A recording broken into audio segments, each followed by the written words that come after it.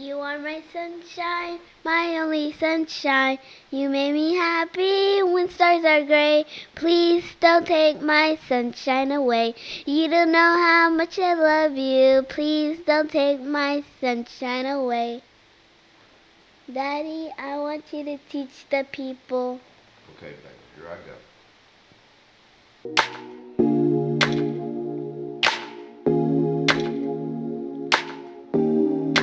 Goddess Newt. Goddess Newt.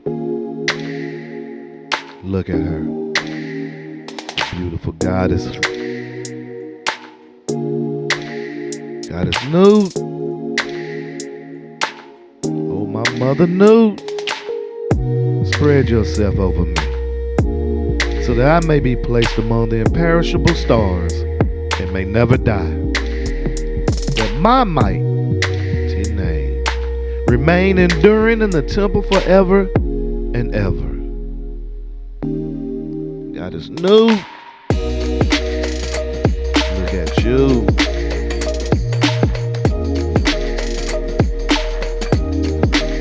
Newt was the Egyptian goddess of the sky and is considered one of the oldest deities among the Egyptian pantheon.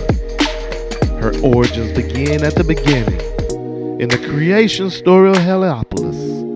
Newt is said to be the mother of 5 key gods.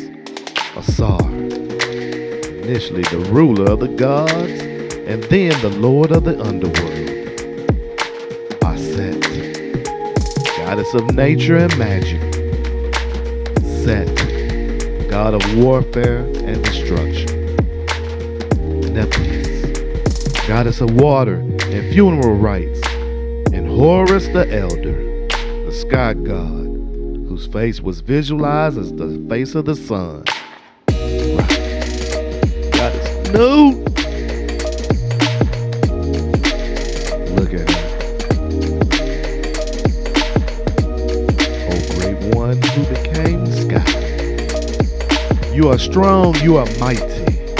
Every place is filled with your beauty. The whole world lies beneath you. You possess it. As you unfold, the whole earth and all the things in your arms enfold me too. Make me an indestructible star in your body. Goddess Newt.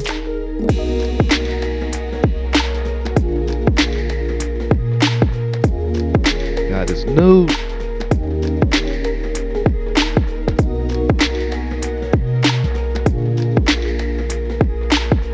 Goddess Newt.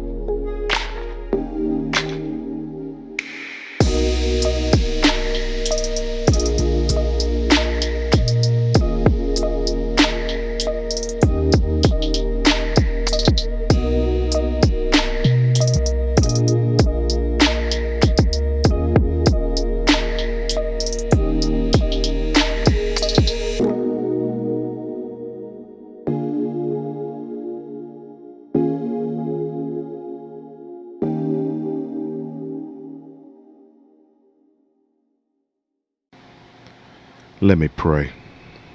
My heart is with me, and I shall not be taken away. For I live by truth in which I exist. I am Heru, who is the heart, that which is the middle of the body. I live by saying what is in my heart. I have committed no sin against God's. Ashe.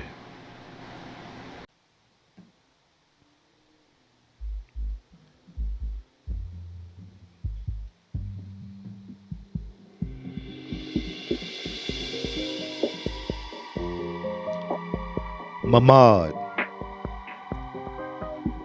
the man who never lied. Mamad. Once upon a time there lived a wise man by the name of Mamad. He never lied. All the people in the land, even the ones who lived 20 days away, knew about him. The king heard about Mamad and ordered his subjects to bring him to the palace. He looked at the wise man and asked, Mamad, Is it true? You have never lied? Mamad replied back to the king. It's true. Never lied. What I'm alive for? To entertain myself? I do that anyway. And the king said back to Mamad, and you will never lie in your life? Mamad said, I'm sure about that. Come on now, brother. No need to lie. Okay, tell the truth. But be careful, the lie is cunning and it gets on your tongue easily. Several days passed and the king called Mamad once again. There was a big crowd. The king was about to go hunting. The king held his horse by the mane. His left foot was already on the stirrup. He ordered Mamad, go to my summer palace and tell the queen I will be with her for lunch. Tell her to prepare a big feast. And you will have lunch with me then. Mamad said, cool. I'm hungry anyway. Mamad bowed down and went to the queen. The king laughed and said, we won't go hunting. And now Mamad will lie to the queen. Tomorrow we will laugh on his behalf. But the wise Mamad went to the palace and said, damn, that queen look good. Then he went to her and said, maybe you should prepare a big feast for lunch. And maybe you should. Maybe the king will come by noon, and maybe he won't. Queen said, tell me, will he come or won't he? I don't know. Whether he put his right foot on the stirrup or he put his left foot on the ground after I left. Everybody waited for the king. He came the next day and said to the queen, the wise Mamad, who never lies, lied to you yesterday. But the queen told him about the words of Mamad. And the king realized that the wise Mamad never lies and only says that which he saw with his own eyes. Mamad.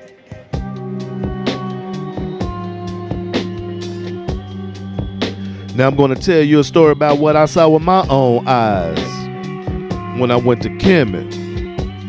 Yeah. Baba, Ashwa Kwezi, teach the people.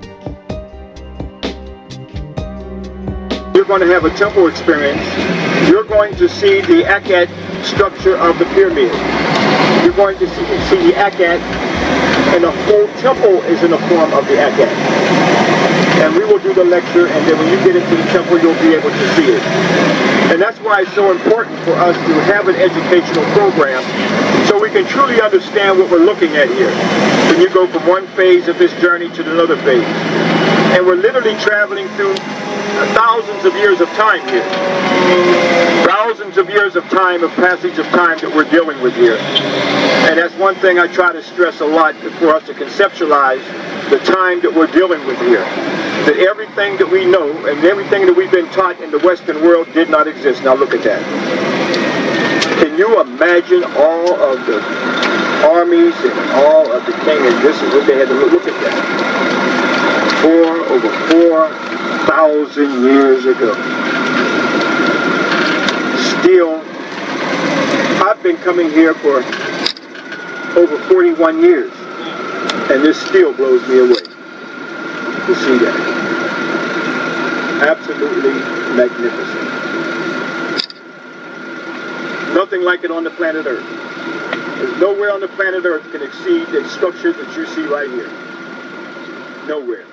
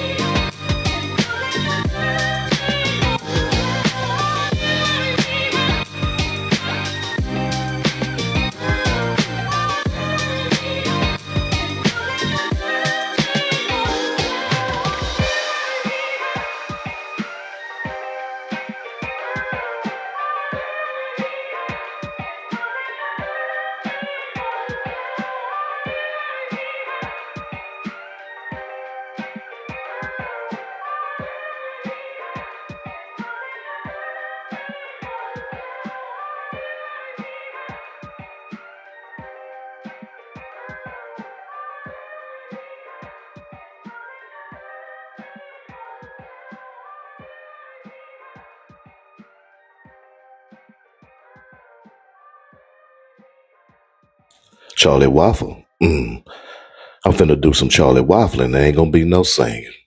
The other day, my homeboy walked up to me and say, man, old boy and them over there say they met somebody say he got swallowed up by a whale and lived to tell the story. Charlie Waffle. And then he say he believed it. I looked at him and say, I know you didn't. I know you didn't come over here talking about you to believe somebody talking about they done got ate up by a whale. What? Where was he at to be eaten up by a whale anyway? Why he way out there? You know damn well we don't even go out. Hell, we can barely put our feet in the river. And you know what I'm saying? Charlie Waffle. And then he say, when he came out the whale's mouth, he started running across the water like Forrest Gump. Just running. Run, Forrest, run. And then he made it to the land. And then he started telling everybody, and everybody was amazed about what he had said and what he had done. I know you did. But do you believe? Do you believe? No, fool. I'm based on logic. Where's the logic in any of this? You just fall for anything. I know you did, Charlie Waffle.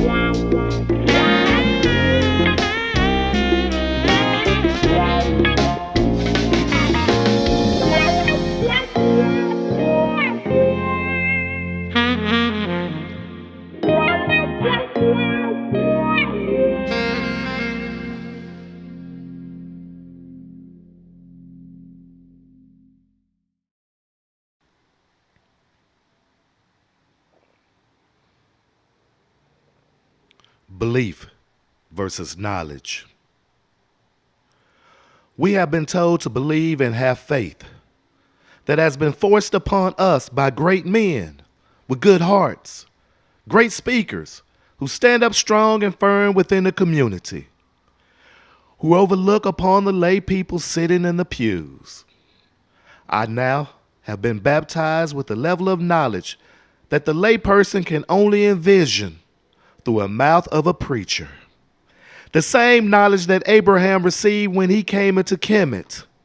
The same knowledge Moses received growing up in the house of the Pharaoh. The same knowledge Joseph, Mary, and Jesus was exposed to in Kemet.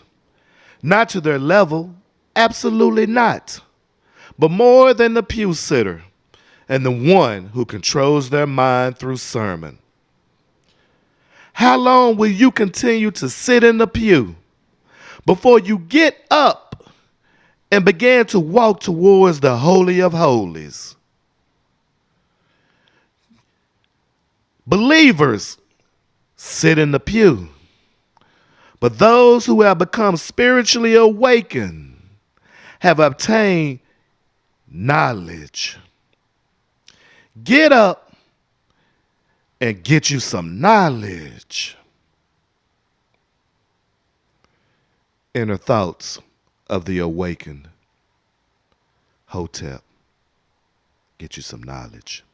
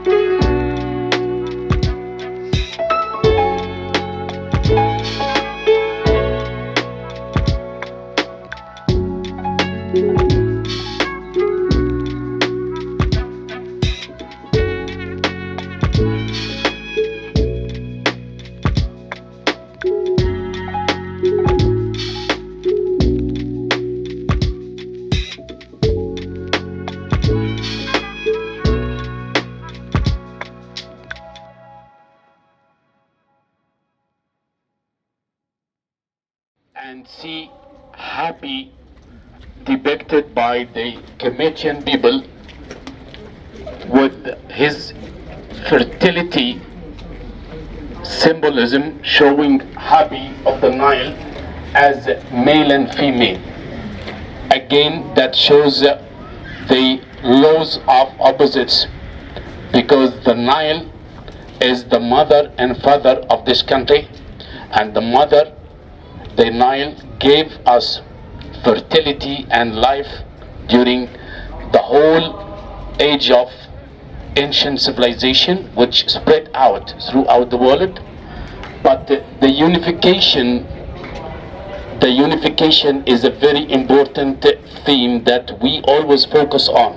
From time immemorial, the unification was represented. Come in this way, brothers and sisters. The unification was always represented, and every Nisu was keen on showing the unification of the Nile by showing two figures of Habi, one holding the lotus of Upper Kemet, and the other holding the papyrus of Lower Kemet, and they are both bending and tying the two plants together around the hieroglyphic called Sema Tawi. Tawi means the two land, and Sema means unification. The unification of the two lands by bending the lotus and papyrus, and this Sema Tawi, by a very strange coincidence, looks like the windpipe. The whole body of Egypt uses a windpipe. The windpipe let the country breathe, let the country live. So this is the cemetery here, and the two Niles are helping the stability of it by resting their feet on it. Can you see their feet resting there? Okay. And then you could see how Ramessu was able to vanquish his Asiatic enemies, who are depicted at the bottom of this statue right here. Okay, those are slaves. Okay, you have to tell when it is a shenu and when it's not a shenu. A shenu is a lobe, like a rope tied at the end, so you could see the tie at the end. But this is like a name tag or a shield for showing which town and which city this prisoner came from. So this is the two colossus of Ramessu. They are in a very good state of preservation. You could also look at the face and see the well preserved face and the acutely cut features of the king, the lips of the king, and you can see him smiling but never showing his teeth to the people. Please. One second. Okay, I'm going to show you something very interesting here. Behind you. Okay, look. Remember we were at Teddy's tomb? Yeah. Look very, now that's carved in there. Right. But look very close. Look very closely and look at it and look at it raised. Yeah. That's right in this area, right here. Yeah. Just like you saw in Teddy's tomb. Mm-hmm. It starts to raise up. You see it raising? Can everybody see that? Yes. And then you see his shenu, like Abdul said, there's a line there, and there's the name Ursa. You say Ursa. Ursa, Okay. Ma'at. Mayat, Ra. Ra, Septepen. Septepen, Ra. Again, Ursa. Ursa, Ma'at. Mayat, Ra. Ra, Say that on line. Septepen. Ra. Sepen, Ra. Say it one more time. Ursa. Ursa, Mayat, Ra, Septepen. Ra. Sepen, Ra. Right. I'm going to do that a few times. When you get to his great temple, you got to honor him by saying his name. Now this is the other part of his name down there at the bottom, Ramessu. Ramessu Murray Ahmed, but we'll show that tomorrow when we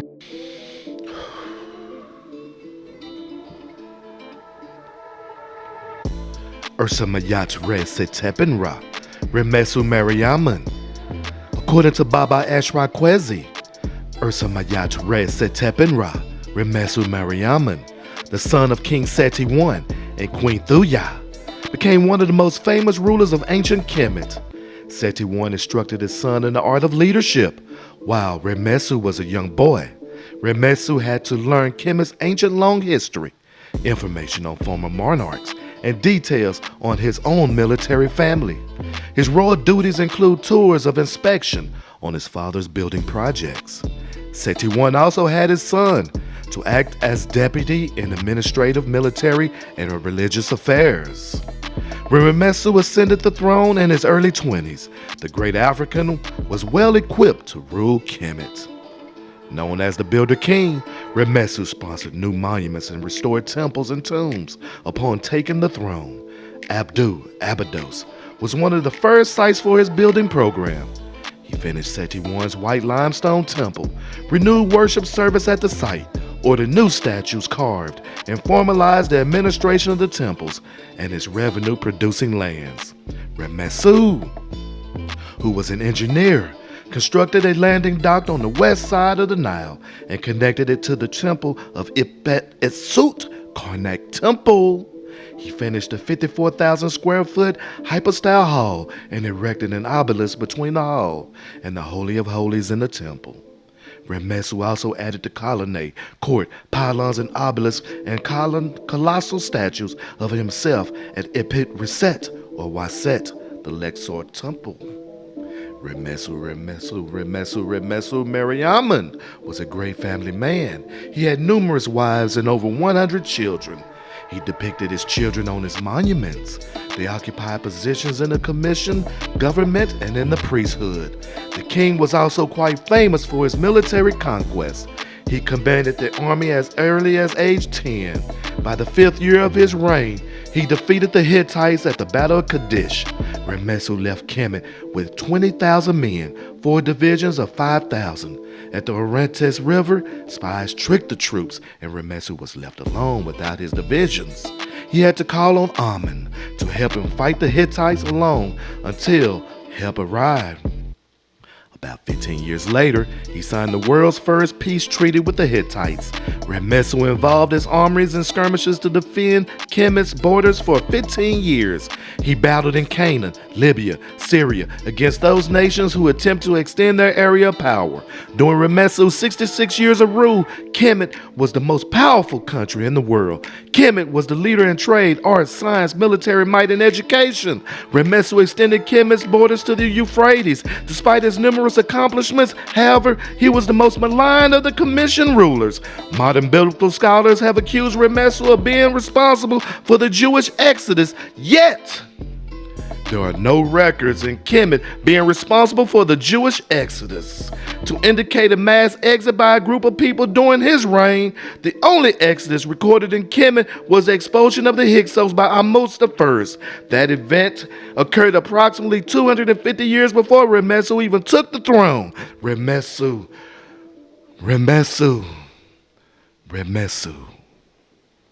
Mariaman.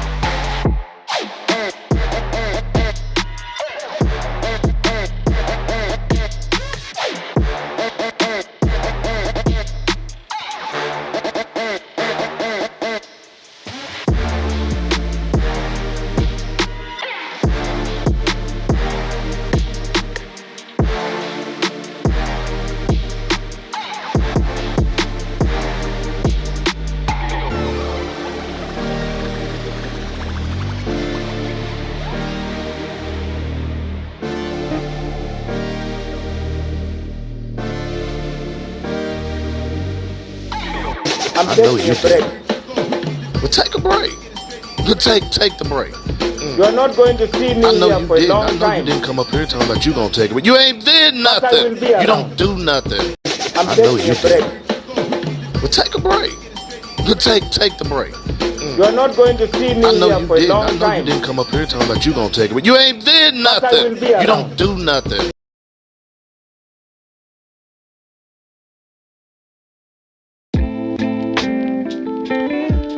Goddess Newt. Look at her. This is the chapter for not allowing the heart to be taken away in the netherworld. Asar Clinton says, "Hail you who take away hearts from people in the netherworld and transform them in accordance with their actions while they were alive. Offerings, prostrations, and homage have been done to you. Hail to you who are lords of eternity, possessors of forever. Do not carry off the heart of Asar Clinton.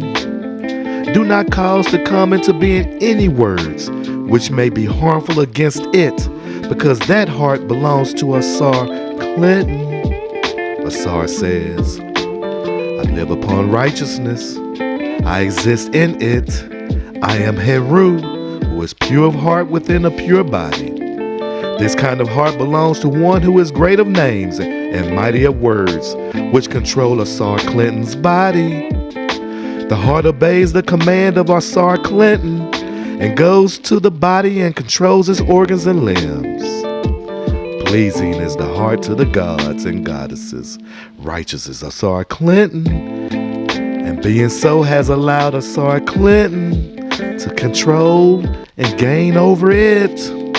Asar Clinton has gained power over his own members. The heart obeys Asar Clinton, and it rules over the body in the netherworld.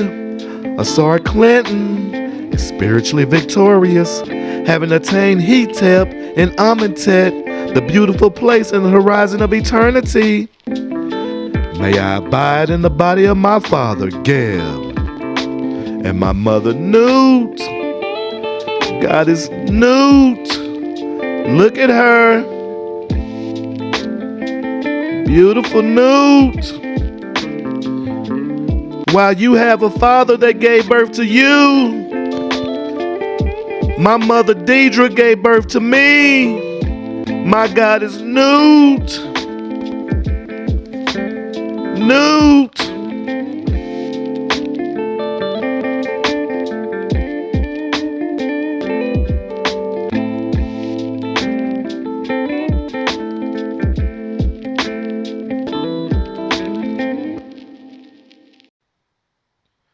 Pew sitter.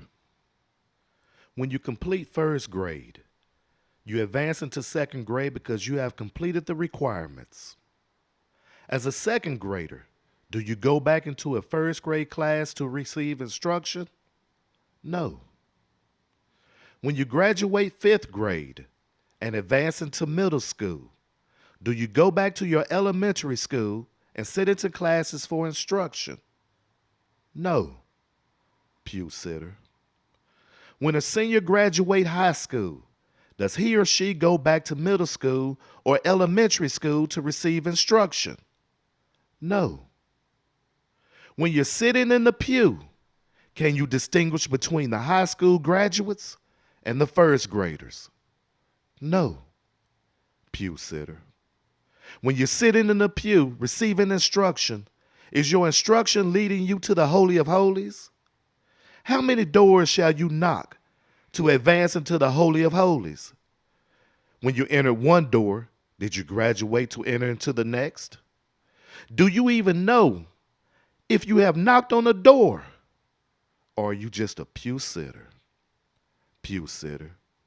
You're sitting in the pew on Sunday. You're sitting in the pew on Wednesday. You're sitting in the pew on Sunday. You're sitting in the pew on Wednesday. Pew sitter.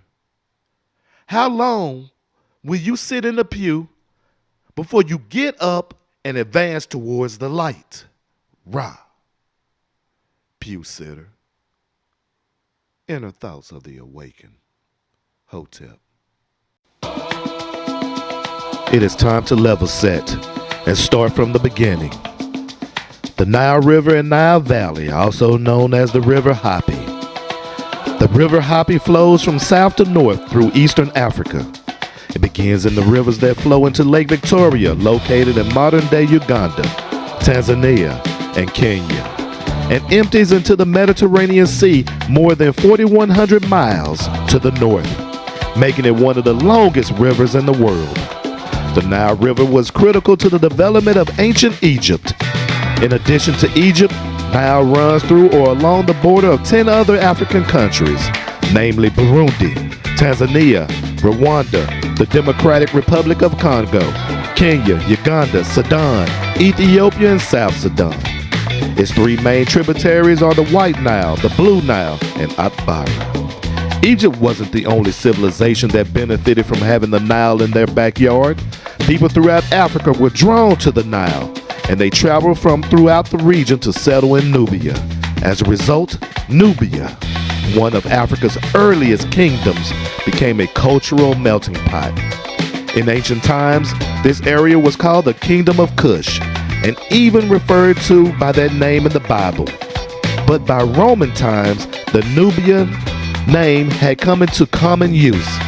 Nubian society consisted of farmers, cattle herders, miners, and makers who all depended on the Nile to support their way of life, and the people who lived there frequently traded with their Egyptian neighbors.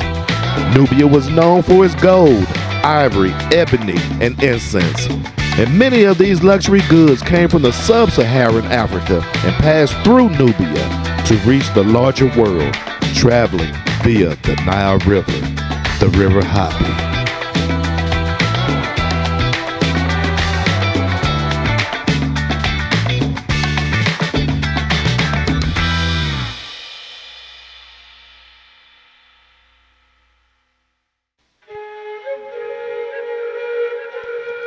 Our people originated at the base of the Mountain of the Moon, at the origin of the Nile River, where the god Hapi dwells.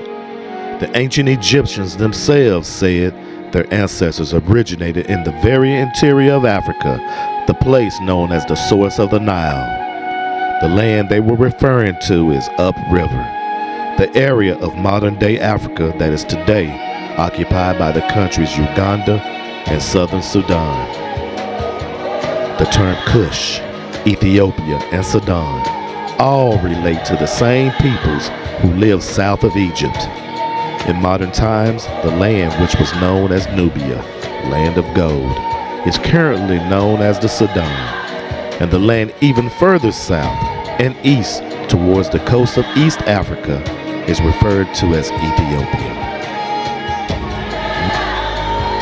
Nature was humanity's first teacher. Early humans in Africa saw a pattern in earthly and cosmic nature, as above, so below. Nature taught humanity that their consciousness grew. They would find their answers on the living earth. While looking up into the heavens, they saw similar relationships between the living earth and eternal heavens. The earth's first human family, the Twa people of Central and South Africa. According to Kabahia Kamini in his book Shabaka Stone, the Twa Mbuti of Central and South Africa played in the early development of African philosophy, science, and art.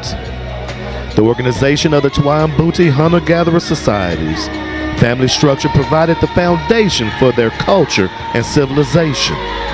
The Twa Mbuti also created the first agricultural democracies. The extended communities governed themselves by organizing councils. They did not have kings and queens. Hunter-gatherer societies, the world's first and most just societies, were founded by the Twa Mbuti approximately 150,000 years ago in Africa.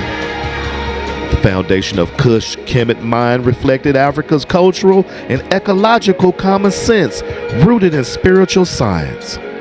Kemet was the tongue, but inner Africa was the thought and desire of the Twa Mbuti. Nature was their teacher. Nature taught them how to think, speak, and act.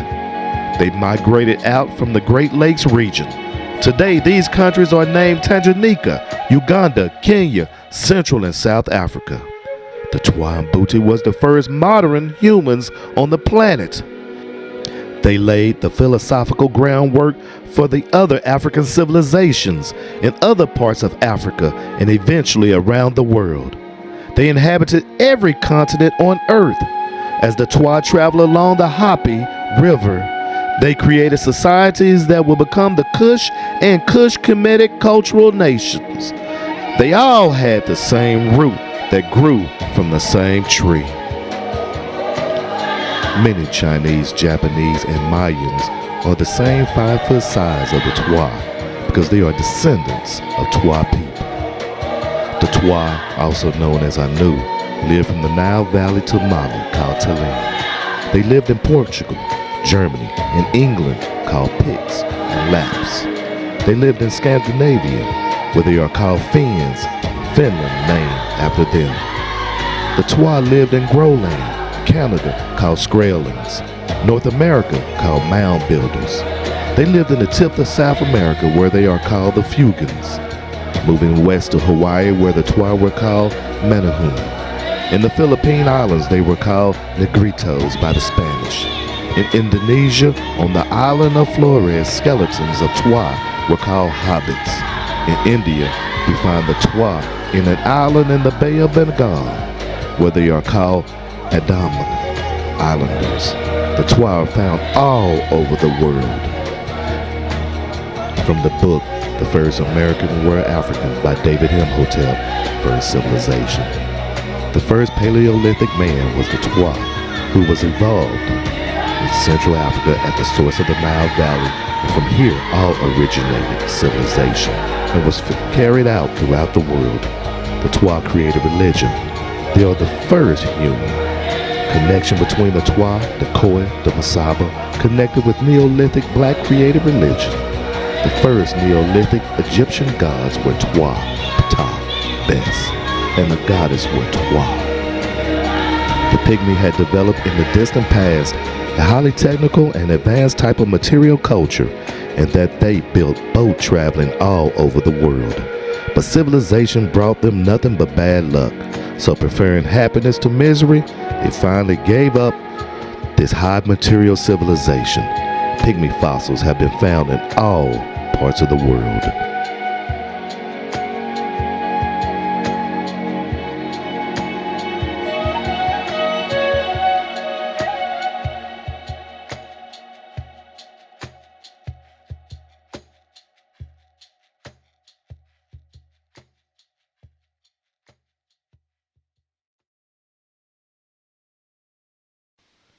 Kaba, Hiawatha Kamini said, the idea of the primeval ocean, Nu, and the original primeval spirit is the earliest occurrence of the idea of the primeval waters, which is found in the Kemetic myth.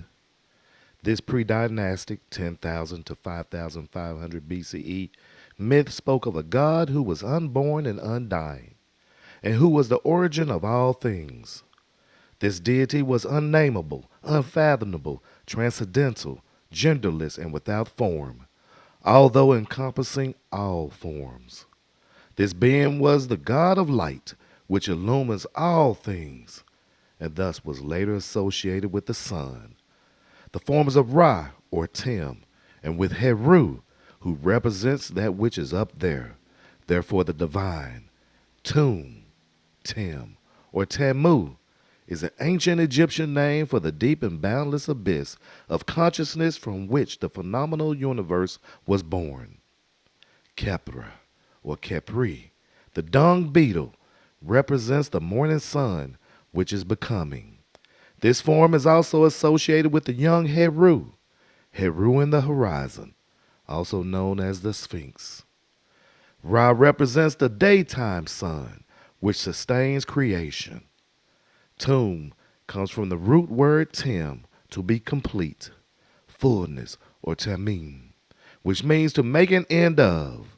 Also, Tum is regarded as the evening or setting sun in the western sky, symbolizing the completion of the span of life. The beautiful west is the abode of Asar.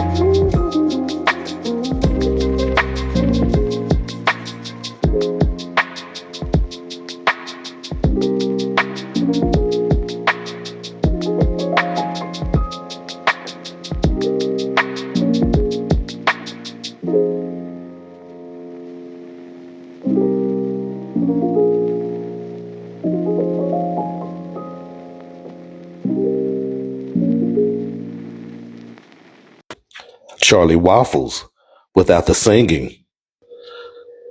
I'm about to start Charlie Waffling. But let's start out with the goddess Oshun, the goddess of love in the Yoruba mythology. Oshun is the Yoruban queen of love whom people love. She gives off love, sweetness, beauty, and sexuality because of this. What moves through her is under her control, whether it's water, wealth, affection, or breast milk. To the Yoruba, she is like the Aphrodite, and to the people of Western religions, she is like our Lady of Charity. Ain't nobody told you about her, right?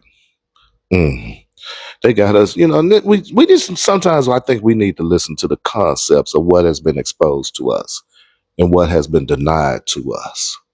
I'm talking about the goddess Oshun, the goddess of love and sweetness.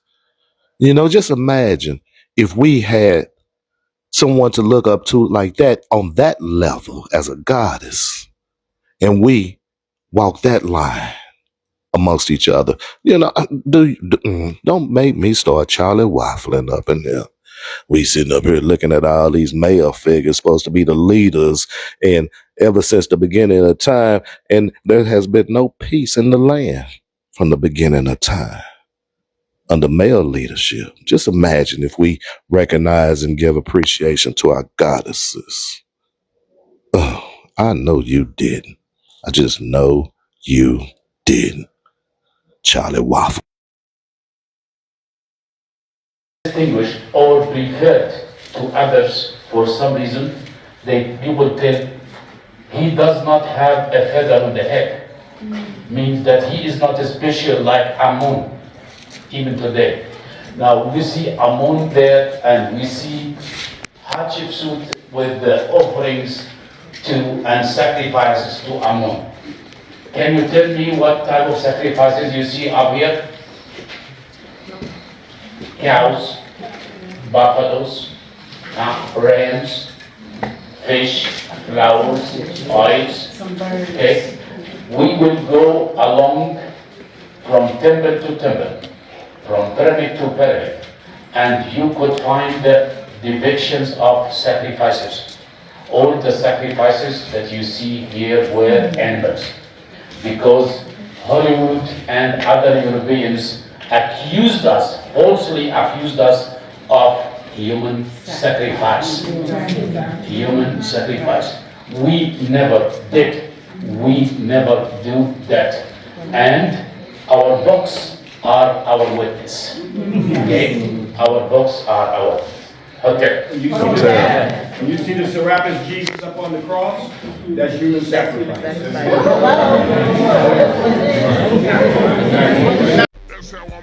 In the beginning, before all things, was Alma, God, and he rested upon nothing.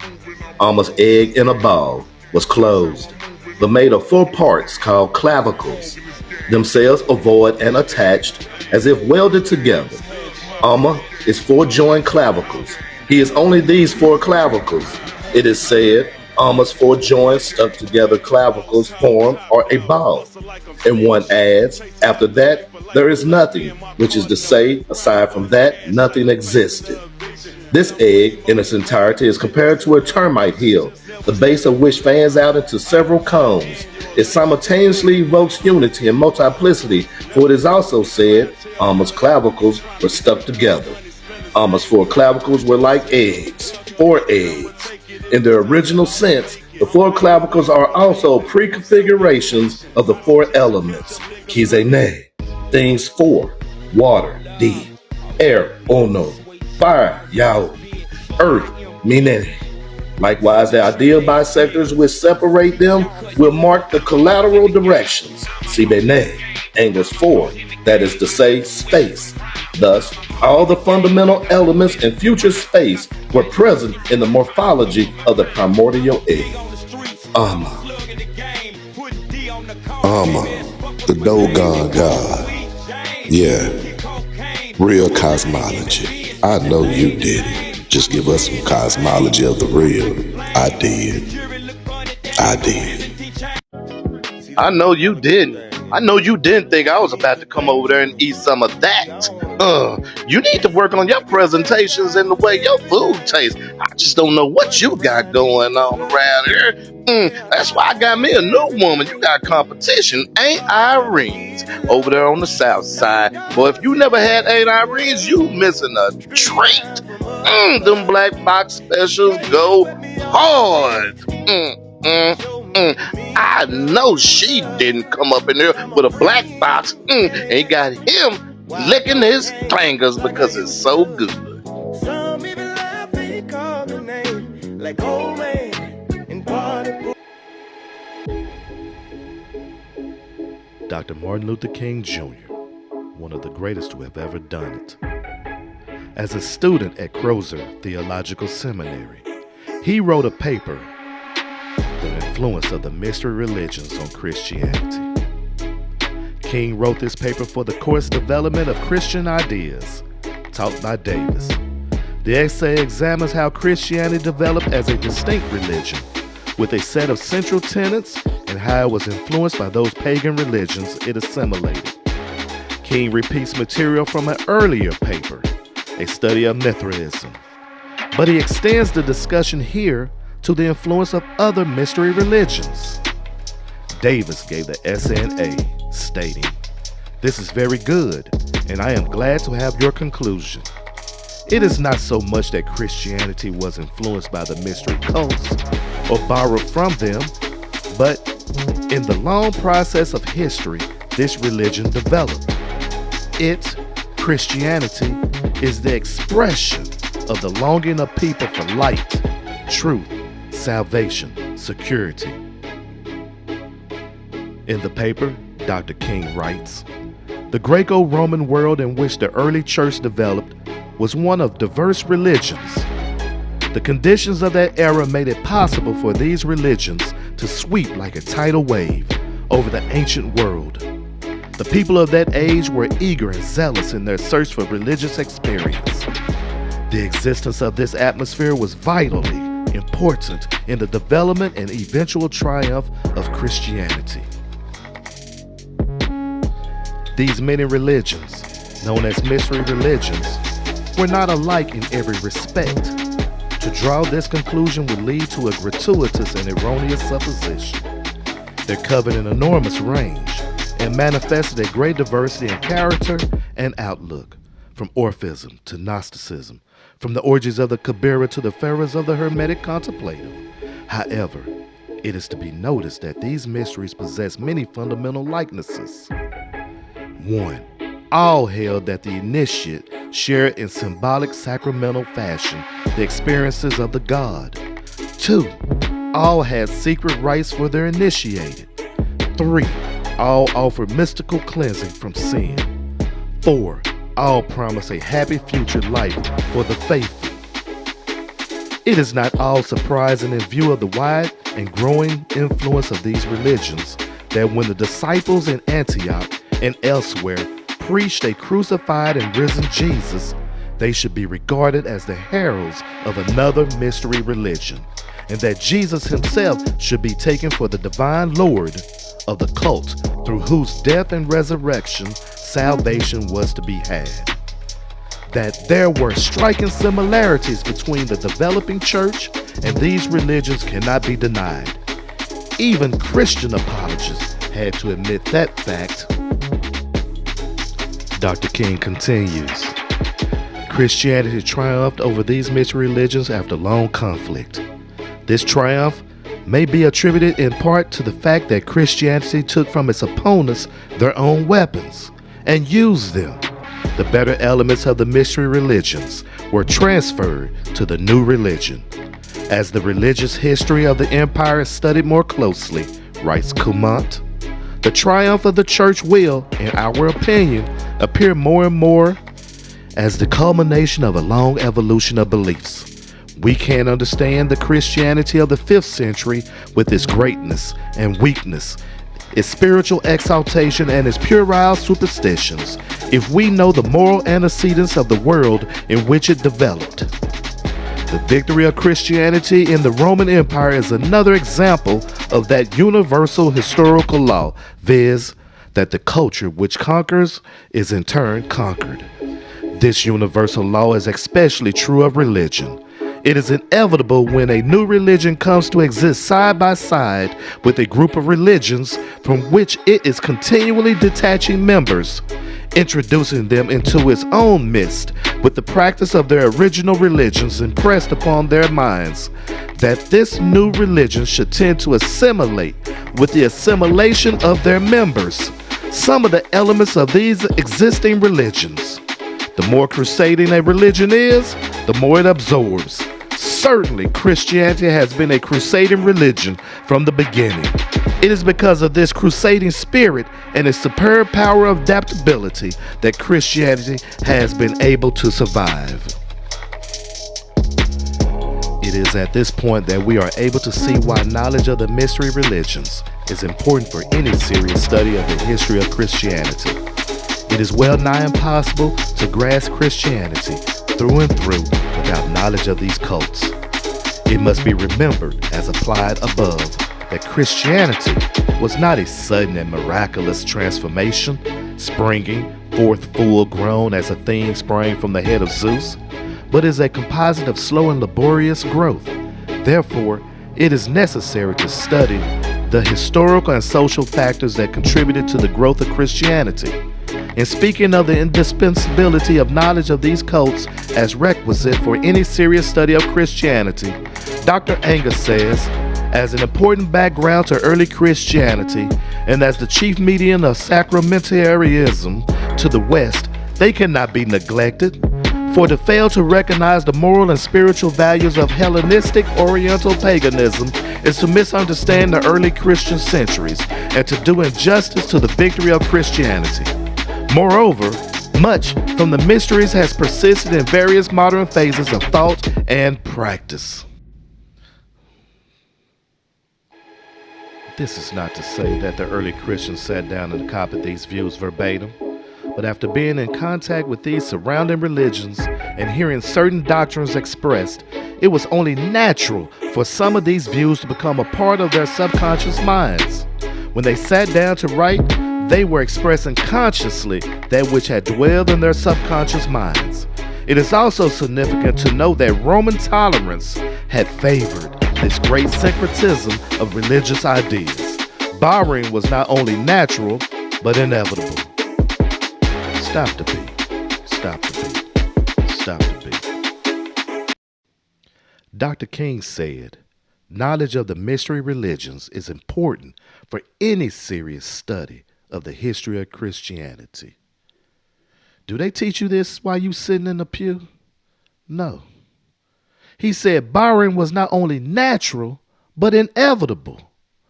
Do they teach you this while you're sitting in the pew? No. It is important to understand from whence things came from, to understand the history of how things were developed. Do they teach you this? No. Continue, Dr. King. Through influence of Osiris and Isis, the Egyptian mysteries of Isis and Osiris exerted considerable influence upon early Christianity. These two great Egyptian deities, whose worship passed into Europe, were revered not only in Rome, but in many other centers where Christian communities were growing up. Osiris and Isis, so the legend runs, were at one and the same time, brother and sister, husband and wife. But Osiris was murdered, his confined body being thrown into the Nile, and shortly afterwards, the widowed and exiled Isis gave birth to a son, Horus. Meanwhile, the coffin was washed up on a Syrian coast and became miraculously lodged in the trunk of a tree. This tree afterwards chanced to be cut down and made into a pillar in the palace of Byblos, and there Isis at length found it. After recovering Osiris' dismembered body, Isis restored him to life and installed him as king in the netherworld. Meanwhile, Horus, having grown to manhood, reigned on earth, later becoming the third person of this great Egyptian trinity. In the records of both Herodotus and Plutarch, we find that there was a festival held each year in Egypt celebrating the resurrection of Osiris. While Herodotus fails to give a date for this festival, Plutarch says that it lasted 4 days, giving the date as the 17th day of the Egyptian month of Hathor, which, according to the Alexandrian calendar used by him, corresponded to November the 13th. Other Egyptian records speak of another feast in honor of all the dead, when such lamps were lit, which was held about November the 8th. It is interesting to note that the Christian Feast of All Souls in honor of the dead likewise falls at the beginning of November. And in many countries, lamps and candles are burned all night on that occasion. There seems little doubt that this custom was identical with the Egyptian festival. The Festival of All Saints, which is held one day before that of All Souls, is also probably identical with it in origin. This still stands as a festival in the Christian calendar, and thus Christians unconsciously perpetuate the worship of Osiris in modern times. I ain't say it. Dr. King said it. These are the words of Dr. King, not Asar Clinton. However, this is not the only point at which the religion of Osiris and Isis exerted influence on Christianity. There can hardly be any doubt that the myths of Isis had a direct bearing on the elevation of Mary, the mother of Jesus, to the lofty position that she holds in Roman Catholic theology. As is commonly known, Isis had two capacities which her worshippers warmly commended her for. Firstly, she was pictured as the Lady of Sorrows, weeping for the dead Osiris. And secondly, she was commended as the Divine Mother, nursing her infant son, Horus. In the former capacity, she was identified with the great mother goddess, Demeter, whose mourning for Persephone was main feature in the Eleusinian mysteries. In her later capacity, Isis was represented in tens of thousands of statuettes and paintings, holding the divine child in her arms. Now, with Christianity triumphed, we find that these same paintings and figures became those of the Madonna and Child, with little or no difference. In fact, archaeologists are often left in confusion in attempting to distinguish the one from the other. I'm not saying this. Dr. King is saying this. It is also interesting to note that in the 2nd century, a story began to spread stating that Mary had been miraculously carried to heaven by Jesus and his angels. The spreading of this story has been attributed to Melito, bishop of Sardis. In the 6th century, a festival came to be celebrated around this event known as the Festival of Assumption, and it is now one of the greatest feasts of Roman Catholicism.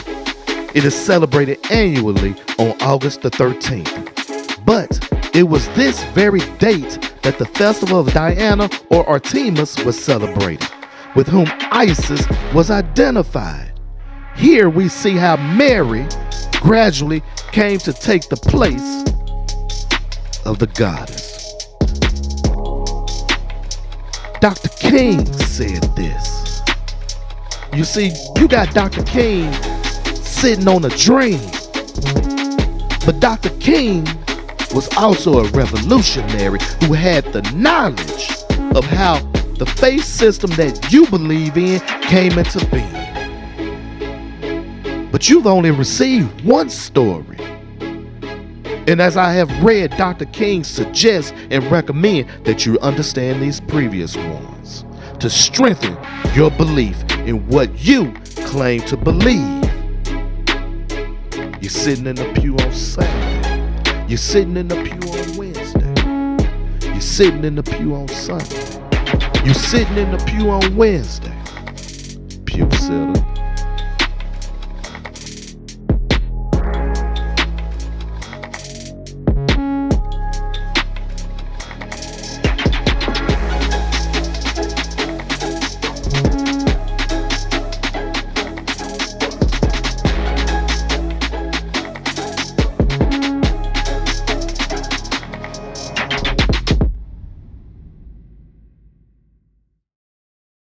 Strong on that.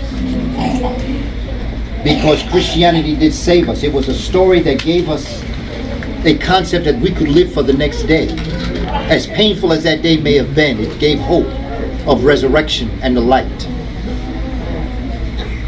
It solved our people's problems and it met our people's needs. But as Dr. Amos Wilson says, if the spiritual system that you are following no longer solves your problems and meets your needs, it's like carrying the boat on your back after you cross the river. What got you across the river that you needed to get across, it served its purpose. But on land, it becomes a burden. You got to dock it and continue on your journey, because you may have to cross that water again. So don't get rid of the boat, just dock it. Put an anchor on. Let it go there and just continue your journey. Because I believe that African spirituality is one of the most revelatory, one of the most beautiful stories I've ever read.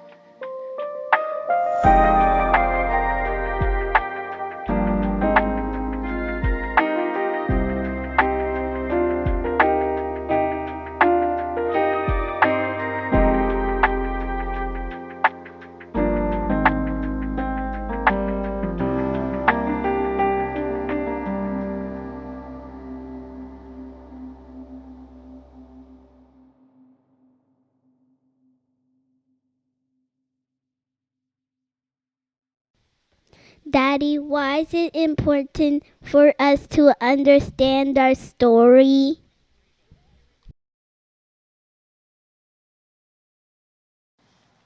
Good morning, my beautiful African princess. Good morning, Daddy. So, what does it mean to you when I call you beautiful? I'm pretty. Yes, you are. And what does it mean to you when I say African? I'm proud. You're proud to be an African? Yes. And what does it mean to you when I say princess? I'm going to grow up to be a queen. Yes, you are. And what's the next step? I'm going to grow up to be a goddess. Yes, you are. The divine essence is already within you. You just need to magnify it. Okay. Nakapenda. Nakapinda. Daddy, how do you know everything? Well, I like to read, and I also like to listen to those who are very knowledgeable. So do I need to read too? Yes, you do. Try to read as many books as you can, especially those that you are truly interested in. Okay. Daddy, how do you know everything? I try to read as much as possible, and I also like to listen to those who are very knowledgeable. So does that mean I have to read too? If you enjoy reading, do you like to read? Yes. So, what are some of the things that you're interested in? Learning about God? You want to learn more about God? Yes. So, what is it about God that you want to know? I want to know if He keeps us safe. And what else do you want to know about God? About being good. You want to know about being good? Anything else that you want to know about God? No. Daddy, I have a lot to think about. Thank you for leading me up this path. You're welcome, my baby. That's what I'm here for. Yes, Jesus, love me. Yes, Jesus, love me. Yes, Jesus, love me because the Bible tells me so.